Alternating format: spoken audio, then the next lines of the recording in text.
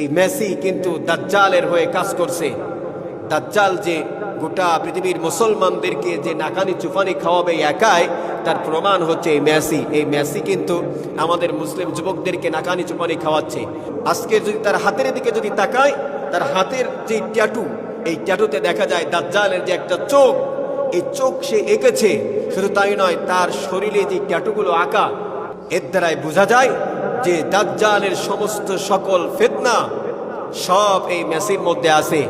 একজন দাজ্জাল যে মুসলমানদেরকে কিভাবে ধ্বংস করবে, তার উত্তম নিদর্শন হচ্ছে এই মেসি। আজকে দেখেন, এই এক মেসি কিন্তু মুসলমান যুবকদেরকে কিন্তু একেবারে মাথা কিন্তু অলরেডি খেয়ে নিয়েছে, তাদের ঘুম হারাম করে দিছে।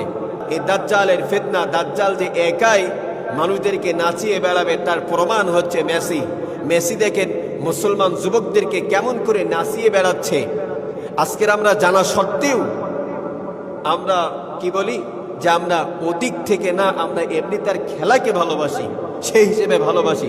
আপনি যেভাবেই বাসেন না কেন, আপনি দাজ্জালকে সমর্থন করছেন। আপনি কাকে সমর্থন করছেন? আপনি আপনার বিবেক দিয়ে একটু ভাবুন না। যখনই আর্জেন্টিনার খেলা হচ্ছে, তখন আমরা দেখতে পাচ্ছি ঢাকা বিশ্ববিদ্যালয়, টিএসসিতে বা আমার দেশের বিভিন্ন জায়গায় মোড়ে মোড়ে বড় পদ্মার সামনে হাজার হাজার মানুষ জড়ো হয়ে মেসিকে ভালোবেসে তারা কিন্তু অনেক সময় এটা রান্না সেটা রান্না করে সেখানে আনন্দ উল্লাস করে খাওয়াখাওয়ি করে। কত আনন্দ, কত উল্লাস। আজকের বুঝতে হবে মুসলমান, আজকে নিশ্চিত তুমি দাজ্জালের পক্ষে সমর্থন নিয়েছো। আজকের এক্ষুনি বুঝে আমাদেরকে এই পথ থেকে ফিরে আসতে হবে। আপনার যদি এতই সাপোর্ট করার দরকার হয়, এত ভালো ভালো তারকা আছে, এত ভালো ভালো মুসলিম ফুটবলার আছে, তাদেরকে একটু সাপোর্ট করেন। যদি আপনার সাপোর্ট করার এতই দরকার হয়।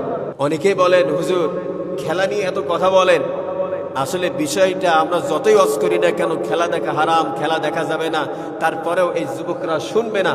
কিন্তু তার মধ্য থেকেও তারা যেন অন্তত দাজ্জালের ফিতনা থেকে, দাজ্জাল তার যে অনুসারী, এই অনুসারীদেরকে যেন সাপোর্ট না করে, এই জন্য আমরা আপনাদেরকে সতর্ক করার জন্যই আমরা কথা বলি।